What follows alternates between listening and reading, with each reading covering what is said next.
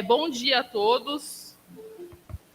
É muito importante, né, nosso programa de educação permanente em cuidados paliativos. Então, são convidados para esse programa não só funcionários, alunos, residentes aqui do HU, como também alguns equipamentos de saúde da região oeste. Então, EMAD, PAI, PAG, então todos, né, compõem aí os participantes desse importante programa.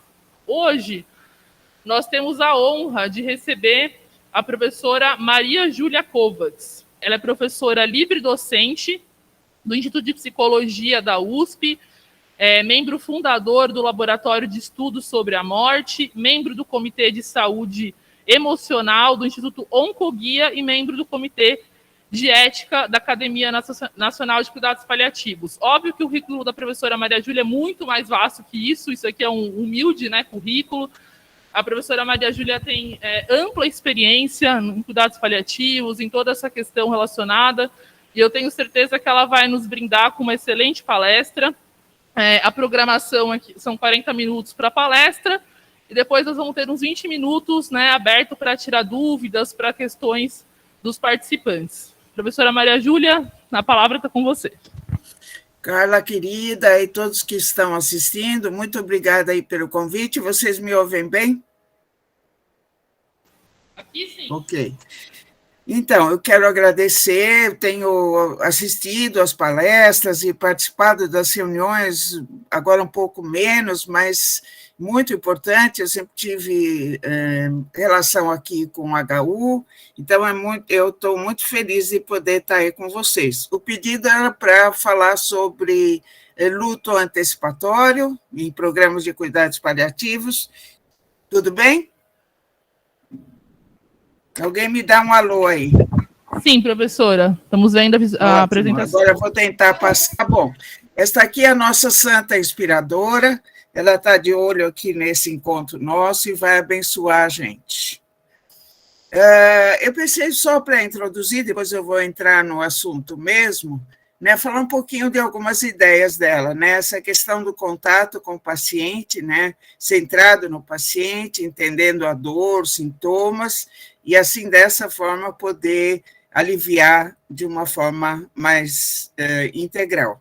Né, a questão da dor total, que acho que foi uma questão fundamental que ela trouxe para nós, né, nesse conjunto dos sintomas, né, ela trabalha com a ideia de dor, além da física, emocional, social e espiritual, outros autores trabalham com a dor para os sintomas físicos e o sofrimento para os outros.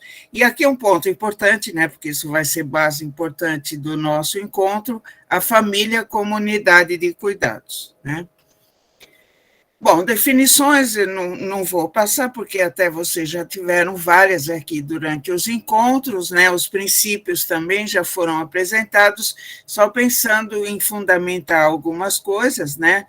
O que vai ser muito importante para a nossa discussão hoje, além de todas as questões que estão apresentadas aí, é a questão da integração dos cuidados sociais, psicológicos e espirituais, a questão da independência e autonomia do paciente, mantê-lo tão ativo quanto possível, e aqui, de novo, a ênfase, né, a integrar os cuidados da família do paciente durante toda a trajetória da doença, né, e isso vai ser muito importante para a questão do luto antecipatório, que não é só da família, é do paciente também, mas eu vou falar isso para vocês. Aí, abordagem multidisciplinar, favorecimento da morte digna, né, esse é um dos aspectos, né, não é o todo dos cuidados paliativos e, então, muito importante, a prevenção do sofrimento no luto após a morte, questão importante dos cuidados do luto antecipatório. Aí a questão da morte com dignidade, de novo, uma etapa, né? E a gente vai falar disso, lembrando que o luto antecipatório não é só a preparação para a morte, né? Do paciente e para a família, mas é também todas as perdas ligadas à doença. Mas eu quis trazer a questão da morte com dignidade, porque ela é um aspecto do programa de cuidados. Então, vou falar agora sobre o tema mesmo que me foi pedido, né, a questão do luto.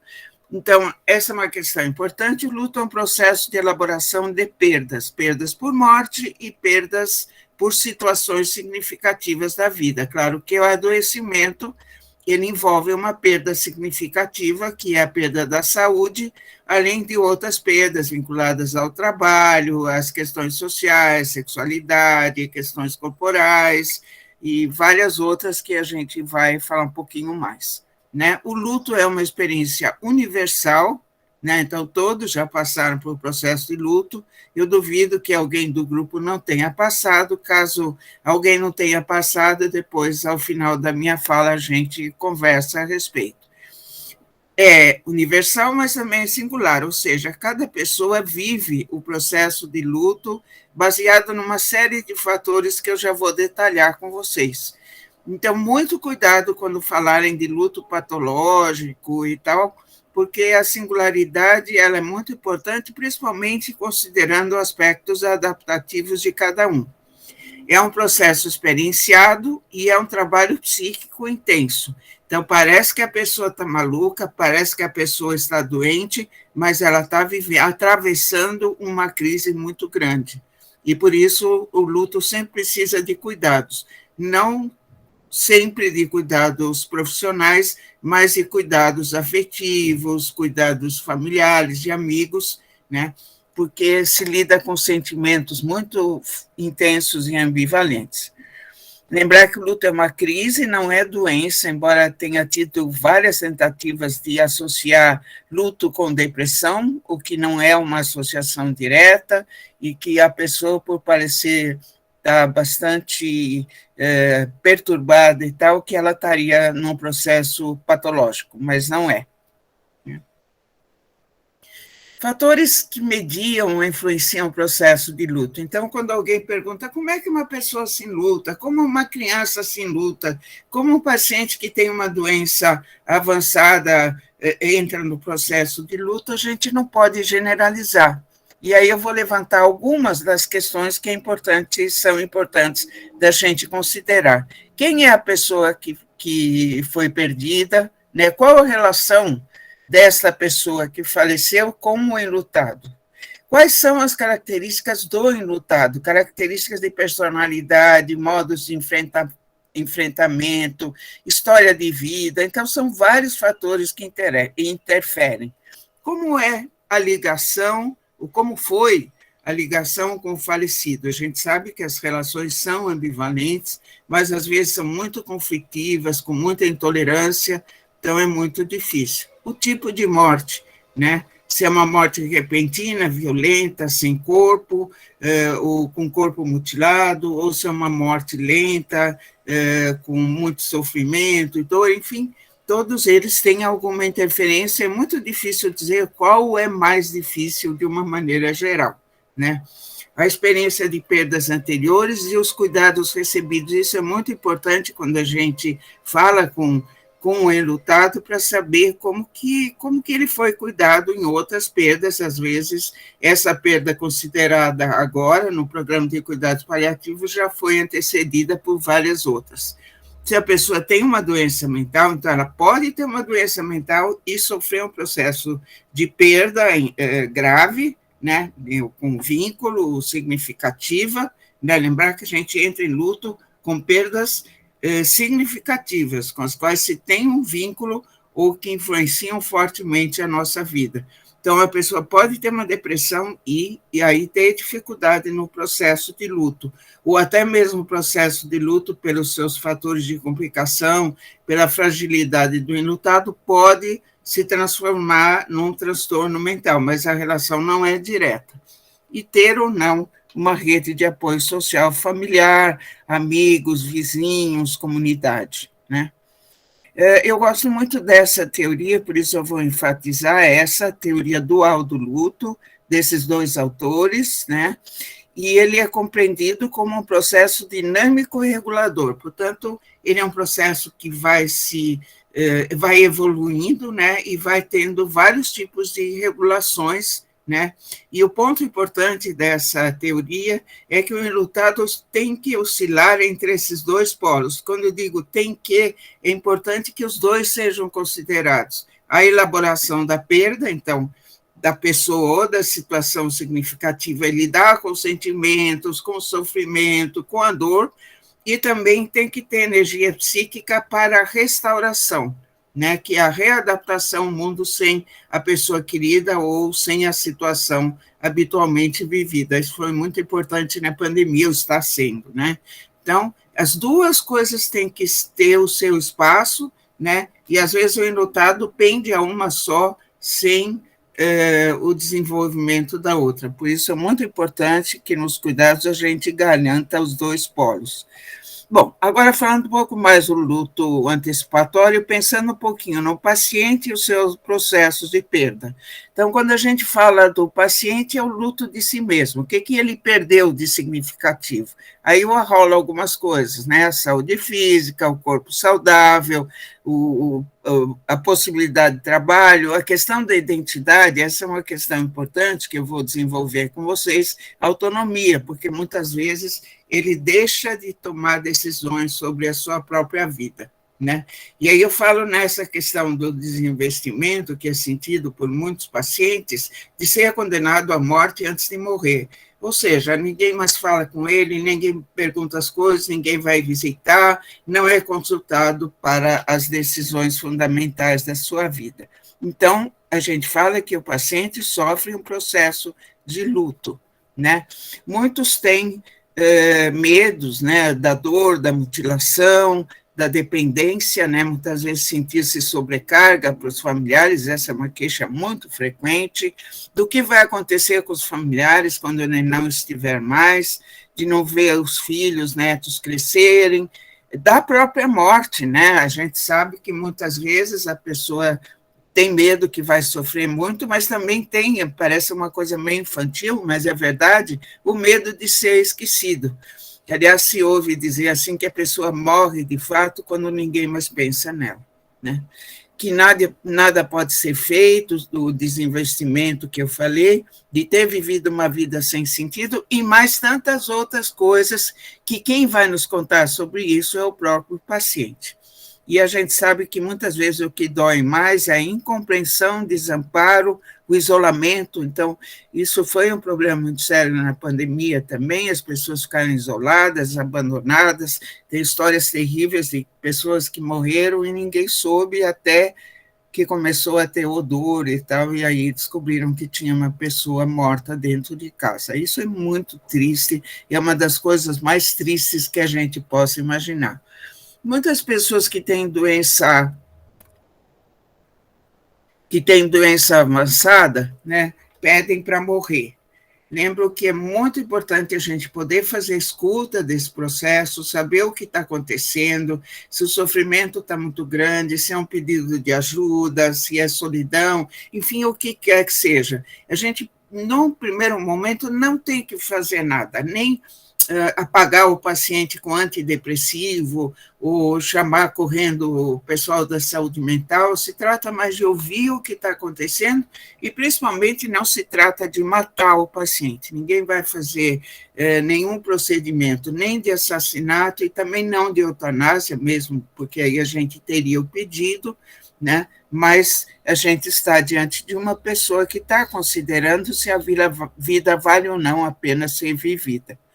Bom, falando agora um pouquinho mais do luto antecipatório, né, ele é um processo de luto, como outros também, ainda não considerando a questão da morte, mas sim as perdas significativas da saúde, né, as perdas pelo adoecimento, como eu já mencionei, e também o que vai acontecer no pós-óbito. Então, o processo de luto antecipatório, ele é tarefa obrigatória em programas de cuidados paliativos, ele pode ser feito e deve ser feito por todos os profissionais, porque o processo de elaboração, muitas vezes, demanda perguntas, a questão da escuta e tal, né? E poder ver qual é a melhor forma de cuidar desse sofrimento existencial, né? De considerar a própria morte, de considerar o que é importante na sua vida até a morte, né? E ele precisa ser validado, porque falar em luto, nós já vimos que não é falar só em morte, é falar em perda, e perda acontece na situação do adoecimento. Então, a gente precisa legitimar para o paciente, sim, que ele pode falar sobre as perdas, lembrar que tem a parte dos sentimentos e a parte da restauração. Então, como é que ele vai poder continuar a vida dele com a doença, lidando com essas perdas, fazendo adaptações e tal. Portanto, é um processo ativo do paciente e também a gente vai ver da família. Então, ainda falando sobre o paciente, muitas vezes ele tem a perda de si, um estranhamento, ele muda de aparência, ele muda, às vezes ele tem dificuldades cognitivas, tem sentimentos intensos.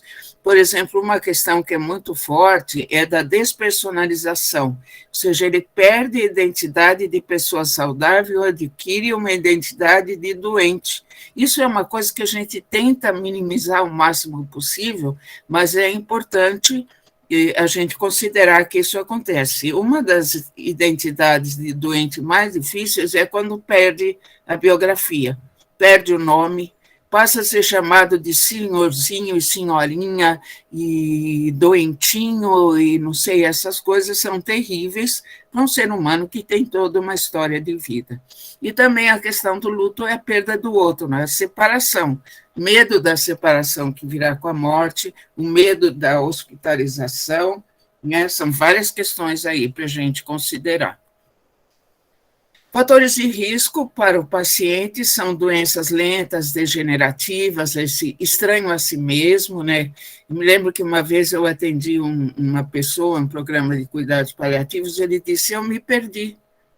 Eu perdi 50 quilos, então perdi a metade de mim, perdi a minha voz, porque ele tinha um câncer de cabeça e pescoço, ele era puxador de samba, ele se perdeu. Ele é uma outra pessoa. Então, você tem a perda, né, daquele que você era, e quem é você agora, né? E, às vezes, esse quem é você agora ainda é muito estranho, né?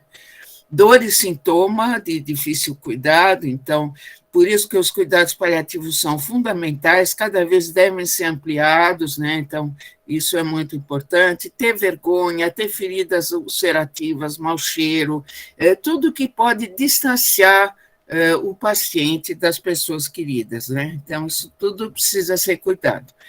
Falando da família, a família muitas vezes é o que a gente chama de paciente oculto, né? Porque, não, familiares não é meu problema, eu não vou lidar com eles, eu não fui formado, não fui preparado para isso, eu tenho coisas muito mais importantes e tal. Vocês sabem que um dos princípios, por isso que eu passei no começo dos cuidados paliativos, é o cuidado com a família, um cuidado que deve ser legitimado e oferecido, né? E quando eles dizem, não precisa, é mais importante cuidar do paciente, não, às vezes é mais importante cuidar da família que está sofrendo mais e que precisa ter essa legitimação. Cuidado com o cuidador principal, né, que muitas vezes quem sofre a maior sobrecarga, porque tem que tomar decisões difíceis, o tempo todo lá com o paciente, né, e a gente sabe que às vezes tem dificuldade por causa do trabalho, ou até mesmo no receio do que eles vão ser cobrados, então é muito importante criar essa boa relação com os familiares. Lembrar que nas instituições hospitalares muitas vezes não há lugar para essa família.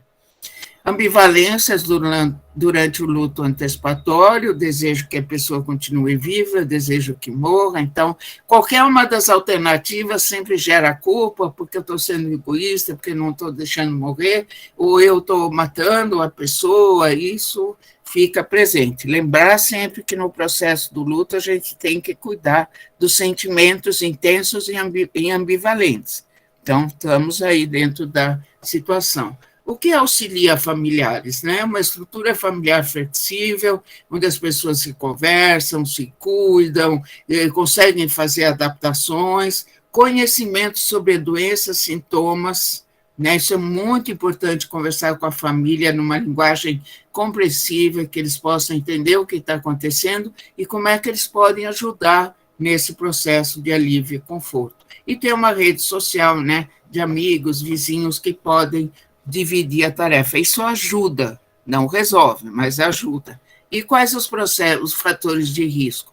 o sofrimento do paciente. Então, paciente com muita dor, com dispneia, com delírio, enfim, com várias condições que se apresentam, né, com o agravamento da doença, sentir que não se está fazendo melhor. Veja o que aconteceu na pandemia, né, em que muitos familiares tiveram que deixar seus pacientes no hospital e não puderam saber o que está acontecendo, então ficavam pensando, eu não consigo fazer o que é bom e tal. Então, o processo de luto, ele faz reviver essas situações que são difíceis, né, e a morte ainda não aconteceu. Estamos falando do processo que acontece em vida do paciente, né, cuidador principal esquecendo da própria vida, né? Então, isso é uma coisa muito frequente que vocês devem ver em alguns casos. O familiar não sai, não vai nem tomar café, banho e tal, e ainda quando sai, às vezes acontece do paciente morrer. Eu não sei bem qual é a explicação, eu tenho algumas, mas, enfim,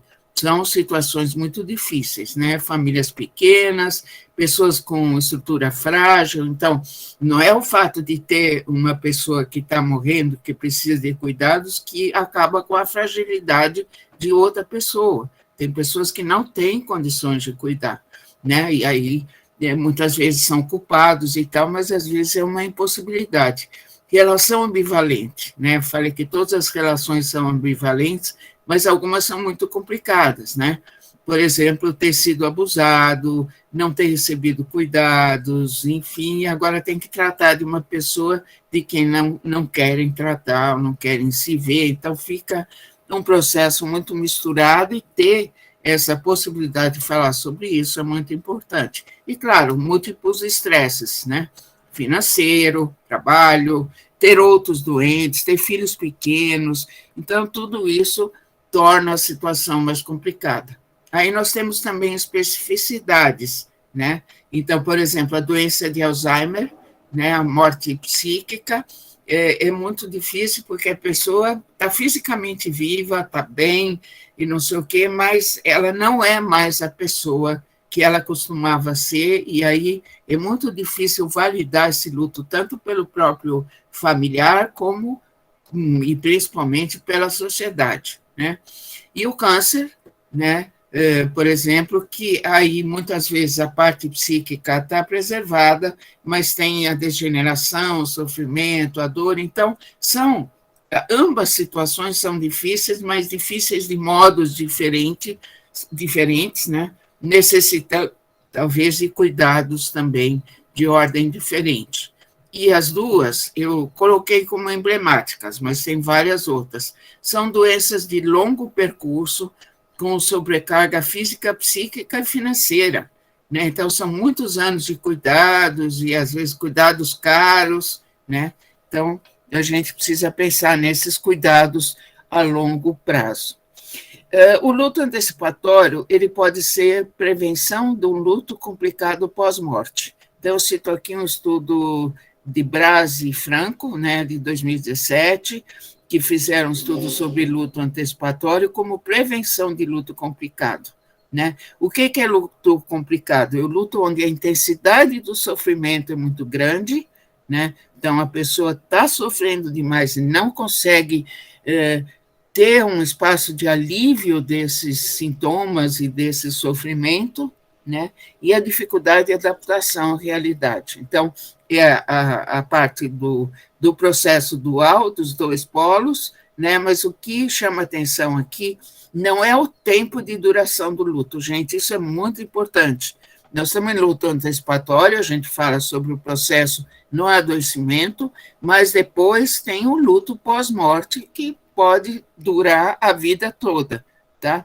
O que nós não terminamos os nossos processos de luto porque a gente não termina relacionamentos, né? Mas o que é muito desgastante é a intensidade do sofrimento, e isso que precisa ser cuidado, e aí o cuidado multidisciplinar é importante também na readaptação à vida sem a pessoa querida. Então, o luto antecipatório foi observado como um elemento preventivo, né, do luto complicado, porque você já vai trabalhando várias questões em vida, e muitas vezes com a comunicação entre o paciente e os familiares, né? Profissionais também têm as suas dificuldades, né, com o seu processo de luto. O grande problema é que o luto dos profissionais não é reconhecido. Ah, mas como é que é possível, professora, ter cada paciente que vai morrer, a gente vai ter um processo de luto? Não.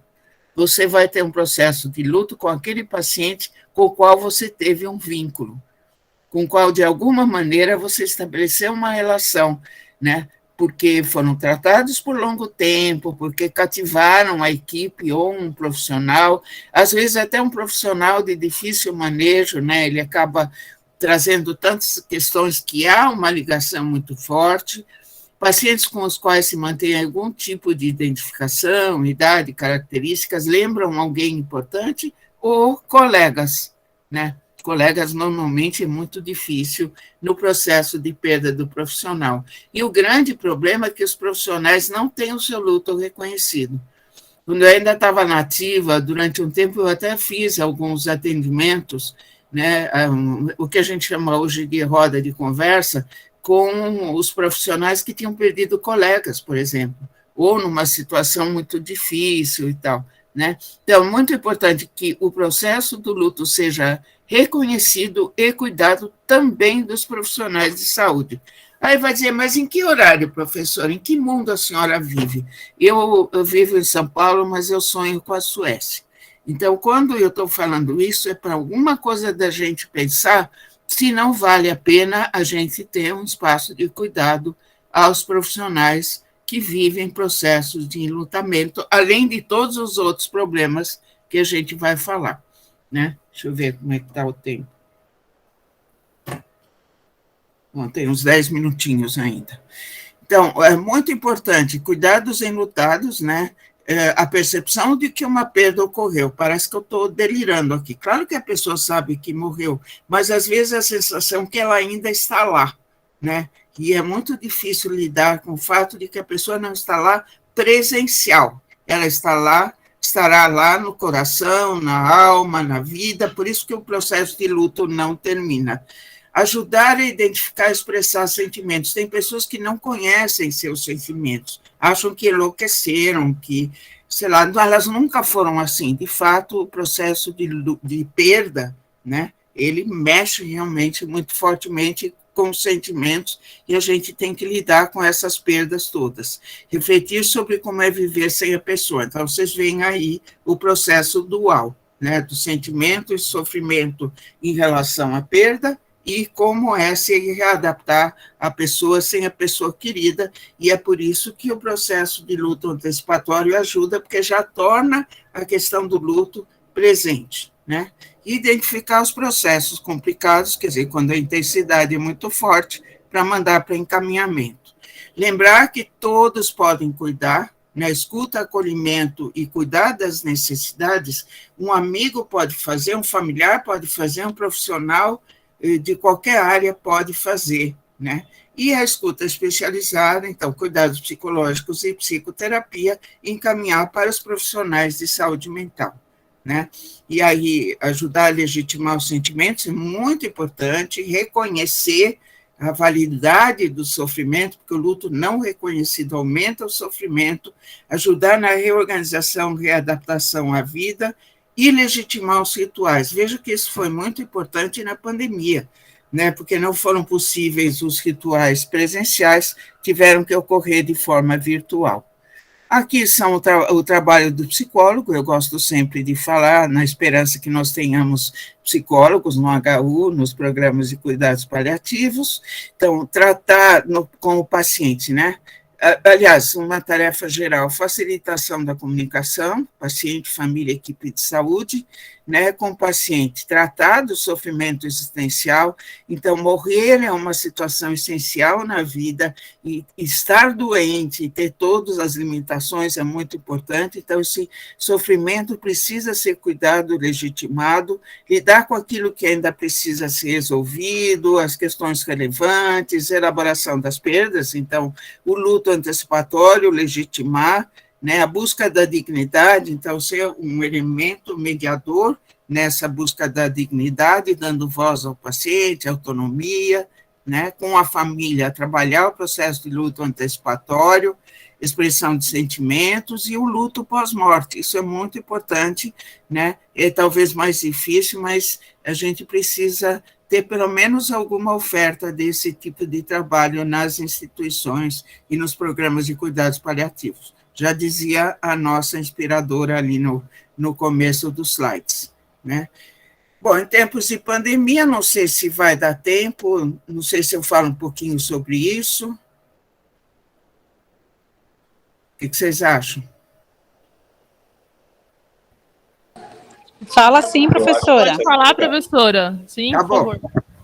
Então, lembrando assim, que muitas mortes da Covid aconteceram em UTI, então a grande discussão, e vamos ver como é que é o cuidado do luto antecipatório nessas unidades, e como ficou na pandemia, onde o cuidado principal era o isolamento, né? Então, o luto antecipatório a gente faz em processo de comunicação, a gente conversa sobre isso, conversa presencialmente. Então, como fazer isso quando essa presencialidade não foi permitida? Agora já estamos em outros tempos, mas ainda tem dificuldades, né? Como trabalhar com as diretivas antecipadas? Então, talvez alguns pacientes até tivessem, mas na rapidez com que tudo aconteceu, e às vezes com entubamento e tal, não era possível falar sobre isso. Então, como lidar com essas questões, né? Claro que os cuidados paliativos ajudaram muito, né, com a questão de uma comunicação baseada na humanização, né, na avaliação dos pacientes, controle de sintomas, isso nem sei se eu tenho tanto o que falar, mas como trabalhar o luto antecipatório, né, como trabalhar com isso online, né?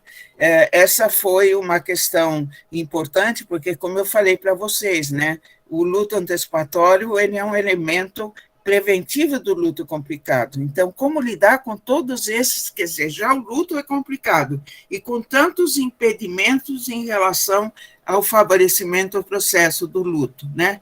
Como cuidar do sofrimento psicológico, espiritual e existencial na UTI, que é um elemento muito importante em todo esse processo de finalização da vida, a questão da sedação paliativa. Aqui eu poderia colocar também como trabalhar a questão dos rituais, né? Acho que até tem algum que eu falo sobre isso.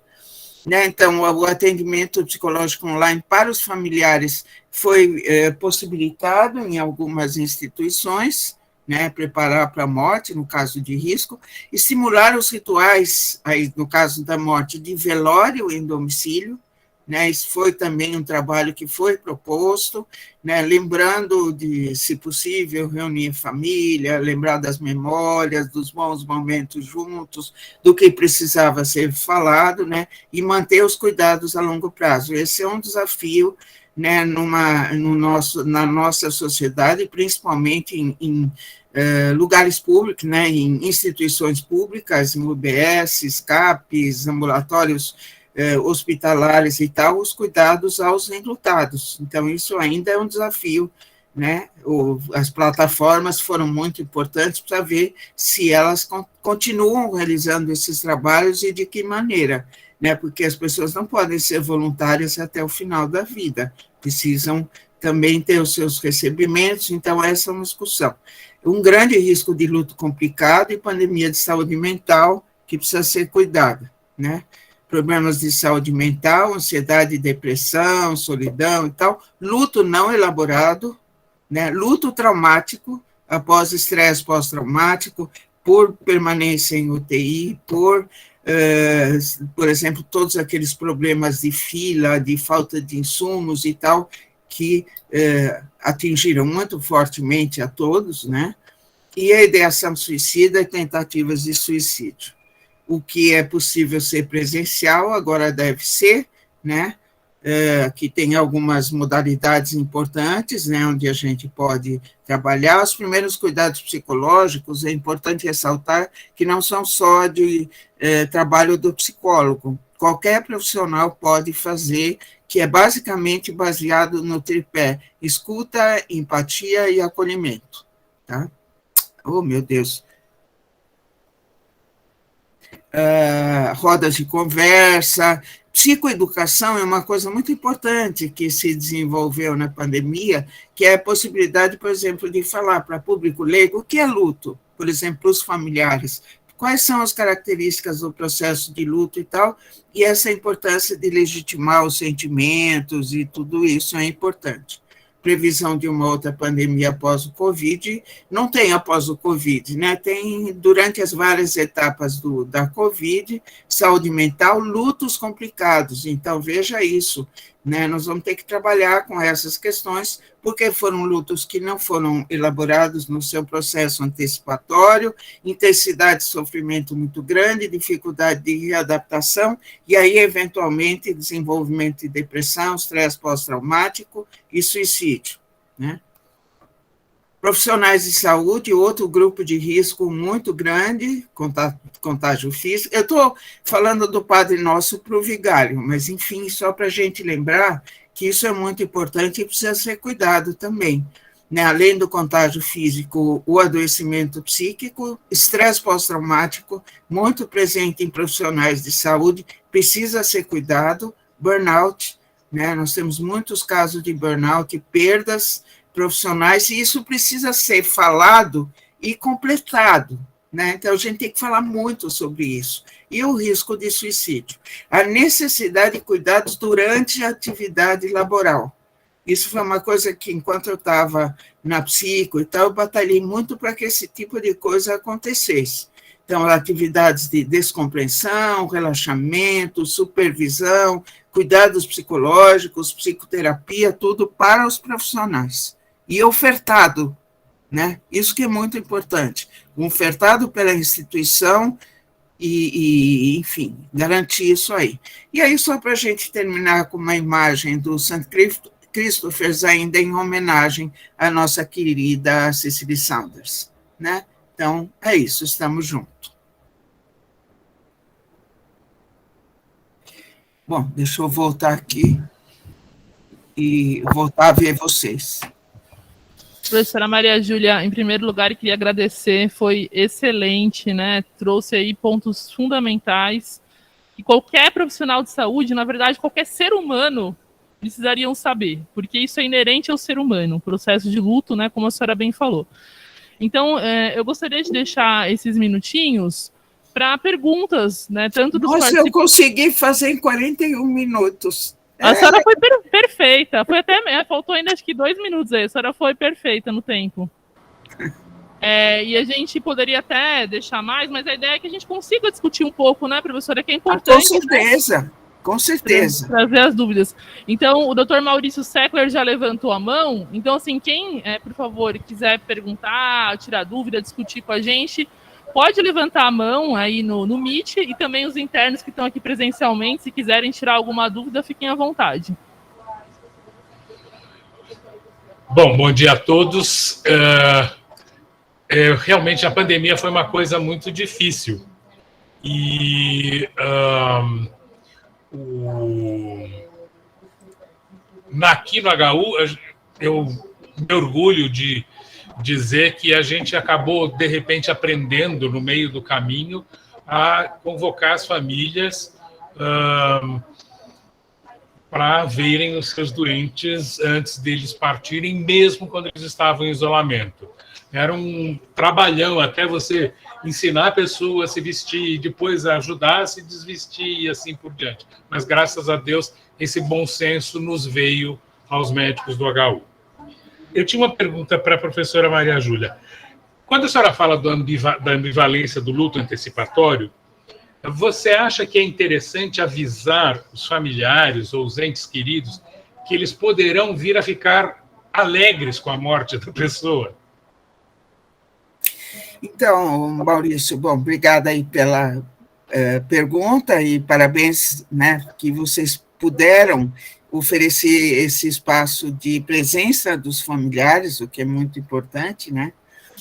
E a questão da ambivalência, qualquer uma que ela seja, ela sempre gera, de alguma maneira, alguma culpa. Sim, na verdade, validar a questão, e eu acho que isso é muito importante, que o paciente está sofrendo muito, e quando ele morre, tem um alívio do sofrimento. Isso não quer dizer que a gente está querendo se livrar ou que a gente quer matar a pessoa, mas sim, o alívio é do sofrimento e não a eliminação da pessoa, né? Se a gente consegue fazer esta diferenciação, a gente pode legitimar um sentimento sem que o grau de culpa fique tão intenso. Um pouco vai ficar, não tem jeito, mas a gente pode legitimar sim, porque, na verdade, o que nos dói muito é ver a outra pessoa sofrer.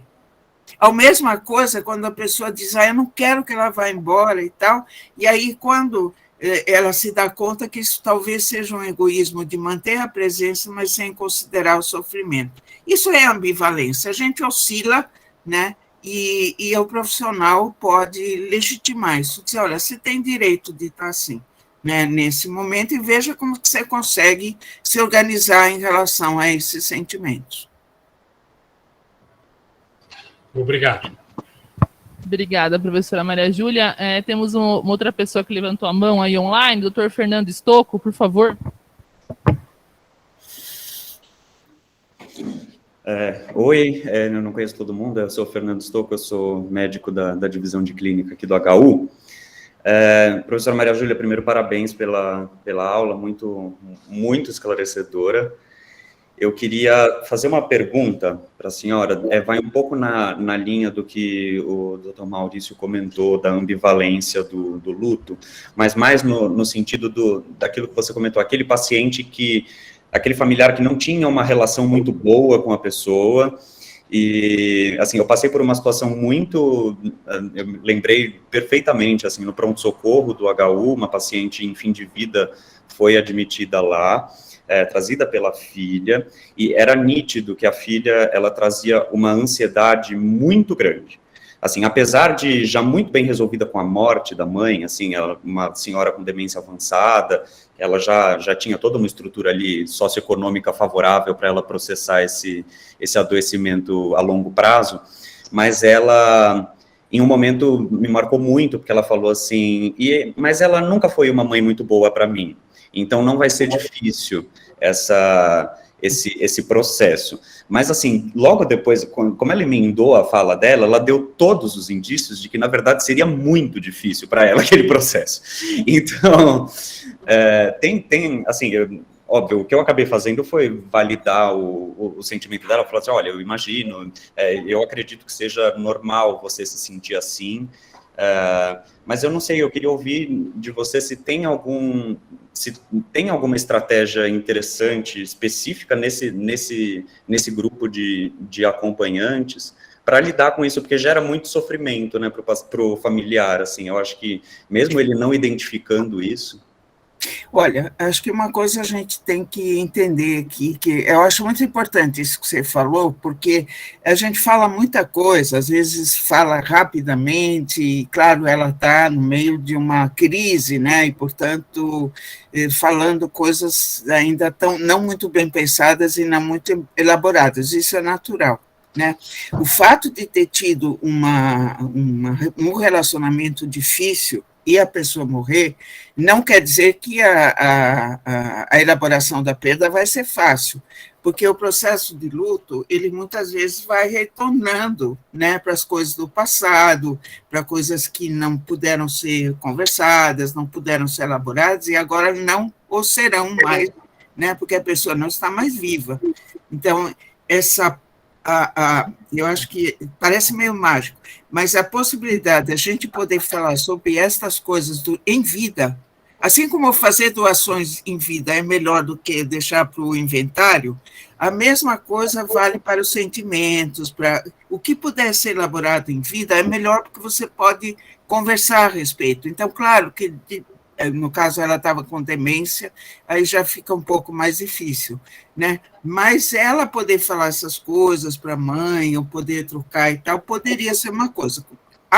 Agora, né, a partir do falecimento e tal, ela, no seu processo de luto, talvez ela vai fazer essa elaboração, mas esse pode ser um fator agravante e não facilitador. Agora, claro que para outras pessoas, por isso que eu digo, o processo é muito singular. Então, não tem uma estratégia que seja universal, a não ser a escuta, né? Então, a gente poder ver como é que o enlutado traz essa questão, legitimar os seus sentimentos e sempre pensar na teoria dual. E aí, como é que vai ser agora, né? Que a pessoa não está mais, como é que você está pensando e tal, e aí ajudar nesse processo. Sim. Não, é isso mesmo, acho que não tem muito para onde fugir, né? Estimular a pessoa a elaborar o sentimento por si própria, né? E se ela puder procurar um serviço, né? O problema é achar esse tal desse serviço, mas procurar. Eu acho que na Psico tem um grupo de enlutados que acontece, mas estava muito devagar na pandemia, agora não sei como é que vai retornar, e tem várias plataformas que talvez ainda estejam ativas, se a pessoa puder online, e o próprio HU, se, né, Deus quiser e tal, a gente tenha uma equipe de psicologia, de não sei o que possa fazer esse trabalho. Eu continuo sonhando, viu, gente? Eu tinha algumas outras coisinhas para falar. Carla, você prefere que eu já fale tudo de uma vez ou que vai... Vamos já só seguir a preferência, você pode se inscrever depois de novo, só a ordem de inscrição? Olha, gente, só para falar, se não der para responder tudo, a Carla tem o meu e-mail, vocês podem mandar, eu respondo na buena, tá bom? Não, mas a gente ainda tem uns 14 minutinhos, eu acho que dê, só para a gente também colocar aqui a participação do chat. A Maiara, que é integrante também do laboratório farmacêutico, integrante do grupo de paliativos, perguntou, né, qual que é a previsão de contratação de psicólogo?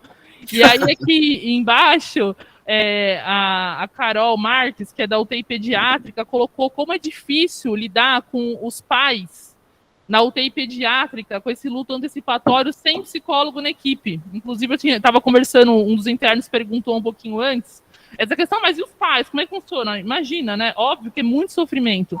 E aí, aqui a Elaine, do EMAD, da Vila Sônia, também colocou assim, olha, nossa equipe de EMAD não tem psicólogo.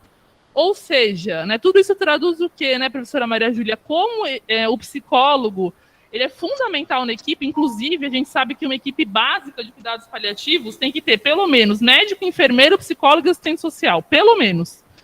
E como que a gente faz, né, com essa limitação? Então, assim, por exemplo, eu não sei responder para a Maiara quando o psicólogo vai ser contratado, mas eu tenho fé que em breve, porque eu sou uma pessoa otimista. Temos psicólogo agora, uma psicóloga que ela é voluntária, ela está fazendo mestrando, está como voluntária, mas a gente sabe que a gente não pode contar sempre com o voluntário, porque uma hora ele está e uma hora não está. Então, acho que juntando essas perguntas, professora Maria Júlia, a questão é como a equipe sem psicólogo lida com isso? Então, olha, eu desde sempre fui a favor e discuti, enfim, fizemos tudo que foi possível e agora eu tenho rezado para o bom Deus, né, para ser possível, e assim, nós tivemos uma mudança de reitoria e uma mudança de superintendência também, né, na possibilidade, porque isso talvez está enraizado na ideia de que o psicólogo é atividade secundária, né, cuidar da saúde mental é questão secundária, então não precisa, né, e outra coisa que acho que foi uma compreensão inadequada da instituição e do Instituto de Psicologia, que é tão culpado também, de tentar fazer projetos e envolver estagiários e tal, como uma forma de tapar um buraco. Eu tenho conversado bastante com a direção, e, enfim, há um empenho efetivamente, porque psicólogos fazem parte dos serviços hospitalares no Brasil inteiro, né? Então, por que não existe no HU o psicólogo hospitalar e o psicólogo de cuidados paliativos? Como fazer sem ter psicólogo? Né? Então, essa é a pergunta, então, essa é a realidade atual. Na verdade, qualquer profissional pode ajudar, lembrando do tripé: escuta, como é que é? Escuta, empatia, não, sei lá, a ordem que for, tá? Escuta, empatia e acolhimento. Então, ouvir esse pai no que ele tem a dizer, né?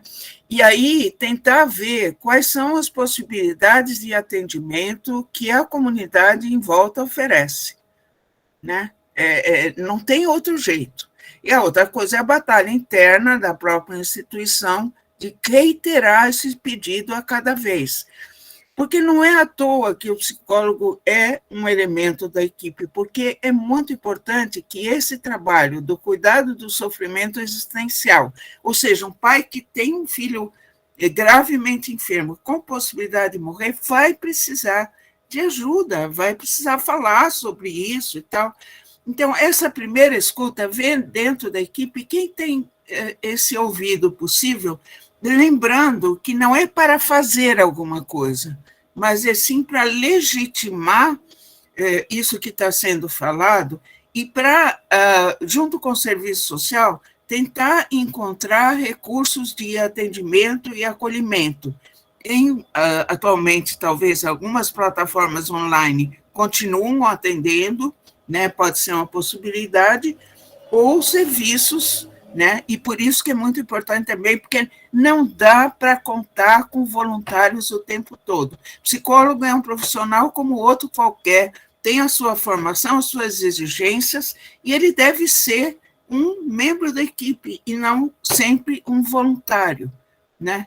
Então, eu acho que a gente tem batalhas em várias frentes, mas, por enquanto, na urgência, seria esse tripé que eu estou falando para vocês, que é essencial. E isso, qualquer um do grupo que tenha disponibilidade psíquica pode fazer, pelo menos, e acolher essa coisa mais aguda, né? Porque é lógico que um pai que perde um filho, né, ele está intenso o sofrimento, não tem o que discutir, né? Esse tripé aí eu não vou esquecer, empatia, acolhimento e escuta, né? A gente, qualquer profissional de saúde pode usar, mas aí até a Amanda, né, colocou aqui no chat também, que às vezes é o profissional da enfermagem que está mais ali em contato e acaba fazendo, mas alguns não sentem esse preparo. Daí vem a importância desse programa de educação permanente, né, professora Maria Júlia, que um dos objetivos é esse, capacitar a equipe para cada vez mais falar e falar melhor e saber acolher melhor, a não fazer comunicação iatrogênica, a não fazer tantas outras coisas aí que, infelizmente, a gente ainda vê, né? Isso. Professora, a gente tem 2 inscritos, ainda, o doutor Fernando novamente, e depois a assistente social Suzana. Na verdade, é só um comentário e um agradecimento.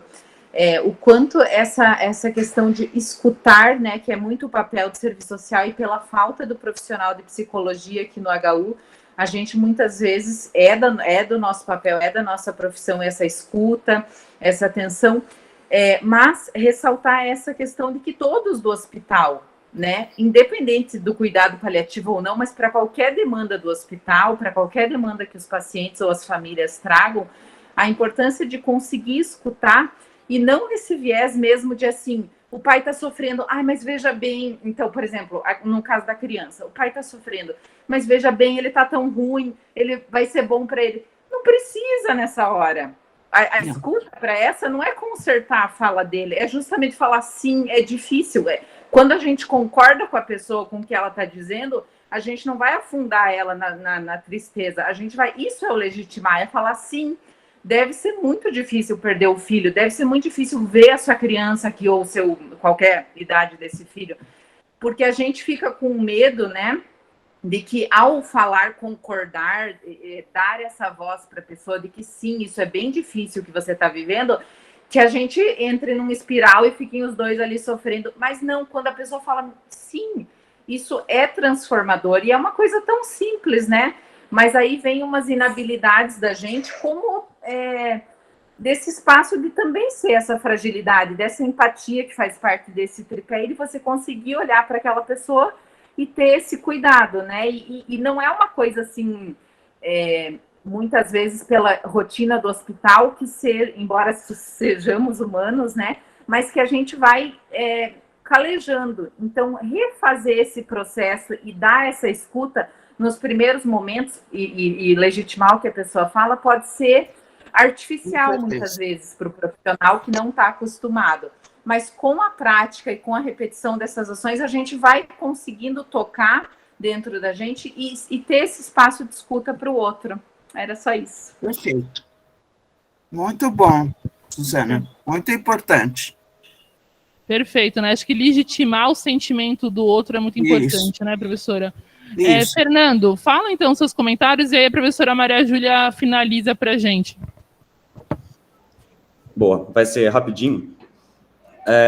Assim, primeiro, falar até para os internos que estão nos ouvindo, tudo isso foi dito várias vezes, assim, pelo pessoal aqui no chat, até a professora Maria Júlia, da insegurança que nós temos com a falta de treinamento, de será que a gente vai fazer a coisa certa, será que não vai fazer, e a pior escolha que você pode tomar nessa hora é não fazer nada, né, não fazer a comunicação com os familiares. Isso, assim, a gente caiu do cavalo 1 milhão de vezes na pandemia, pelo distanciamento, e a gente percebeu o quanto é mais difícil você cuidar de um paciente quando você não tem contato com quem importa para aquela pessoa e com quem é presente na vida dessa pessoa, né? Essa insegurança, essa incerteza, ela existe em todos os profissionais e não é exclusividade de ninguém se sentir inseguro para se comunicar. E eu puxo o gancho para falar de que comunicação, principalmente em fim de vida, não é bom senso, né? É técnica. É muito estudo e, inclusive, eu gosto muito de falar porque eu fiquei muito impressionado com ter lido isso recentemente. Saiu um ensaio clínico randomizado no Lancet sobre comunicação em UTI. E o grupo controle era o grupo padrão, comunicação da rotina da unidade, e o grupo intervenção, a intervenção consistia de três momentos apenas. Todos os profissionais iam ser treinados e capacitados em comunicação de fim de vida. Aí, a primeiro momento, a equipe de cuidado paliativo, que no caso era a equipe intensivista, né? A equipe de terapia intensiva ia se reunir com o familiar no momento de comunicar o fim de vida, né? Aí o segundo momento de intervenção era que alguém da equipe entrasse fisicamente no leito do paciente durante a visita da família uma vez. Assim, eu até dou risada como parece ridículo isso, mas assim, uma vez para combater a sensação de abandono, e o terceiro momento, na verdade, era a comunicação do óbito. Então, de fato, nem era um momento de intervenção. E os familiares dos pacientes do grupo intervenção tiveram medo. Então, assim, é muito simples, é mais simples do que a gente imagina fazer a diferença para essas pessoas, né? Mas, novamente, exige técnica. Você vê que o grupo Bom Senso, que foi o grupo controle, não teve os mesmos resultados, né? E a outra coisa, eu acho que, assim, isso que foi dito pela Amanda, que a equipe muitas vezes não consegue nem lidar com sentimentos próprios. E isso ficou também mais claro a duras penas para todos nós durante a pandemia, do quanto que a gente sofre de ser uma pessoa da escuta, mas não ter quem nos escute, né?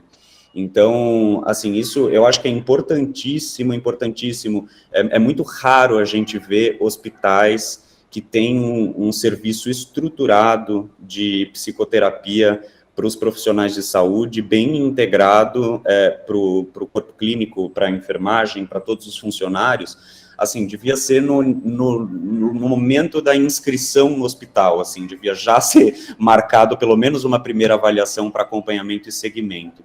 Eu não sei, eu acho até interessante na USP, eu não sei se já deve ter sido tentado isso com a faculdade de psicologia mesmo, né, oferecer isso para o HU, assim. Mas, enfim, ideias para o brainstorm aí para o futuro.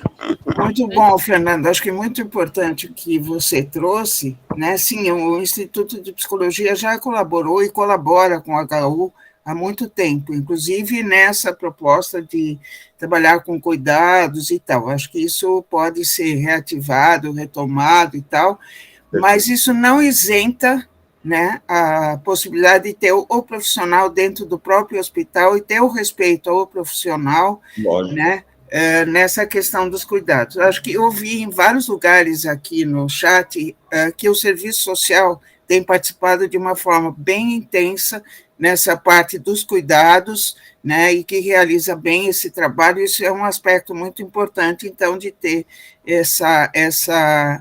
esse desenvolvimento desse trabalho de escuta, mas ele vale para médicos, enfermeiros, para todo mundo que está envolvido na equipe. Bom, a gente tem que encerrar, né? Porque 1 hora do dentista demora muito, mas 1 hora de encontro aqui no HU passa super rápido, né? Não sei como é que é essa história do tempo, mas eu queria agradecer o convite e me colocar às ordens, de fato. Vocês têm o meu e-mail, eu participo do grupo, de uma forma meio errática, mas participo, então qualquer dúvida, qualquer questão, podem contar comigo. Eu estou aposentada, mas eu estou ainda vinculada como professora sênior, então estou agora começam as atividades presenciais, não sei como é que vai ser, né? Então, podem contar comigo. Professora Maria Júlia, mais uma vez eu queria agradecer. Só para finalizar aqui, né, a Ingrid também colocou, a Ingrid é médica assistente também na divisão de clínica, coordena a parte do ambulatório de cuidados paliativos aqui no HU, e ela colocou muitas vezes como só de ouvir, né, o familiar, ele se sente aliviado. Como a nossa escuta pode ser terapêutica. Isso também vai de encontro com a fala do Fernando, que é o que eu estava conversando com os internos um pouquinho antes de começar, estava fazendo uma discussão sobre essa questão, né? A gente não nasce sendo bom comunicador. Ainda falei para eles, olha, vocês já começam a ter comunicação no 2º ano. Eu fiz 6 anos de medicina e não tive uma aula de comunicação. Né? Medicina na USP e nenhuma aula. Então, ainda bem que aos poucos as coisas estão mudando. Né, professora Maria Júlia? Mas a gente sabe que a gente tem um caminho muito, muito grande pela frente. De qualquer forma, a gente vai continuar lutando, vamos ter fé para a gente ter a equipe, sim, de psicólogos aqui do HU. Eu acredito que isso pode acontecer num momento curto e torço muito por isso. E mais uma vez agradecer não só a presença da senhora, que sempre tem dado um suporte muito importante no nosso grupo, mesmo que não estando presencialmente aqui. A senhora é uma cabeça ali sempre pensante, ajudando a gente a pensar o que fazer, como expandir. Eu agradeço muito por isso. Queria deixar público, né, esse meu agradecimento. E também agradecer a todos que entraram. A gente com certeza teve mais de 50 participantes, porque muitos entraram em 10, 15. Tivemos uma participação muito grande, os internos que também estão aqui. E depois, para quem chegou atrasado, não conseguiu participar, a gente vai deixar essa palestra gravada lá no YouTube. No site do HU dá para a gente acessar o YouTube do audiovisual. Então, bom resto de dia a todos, muito obrigada. Muito obrigada também e até a próxima.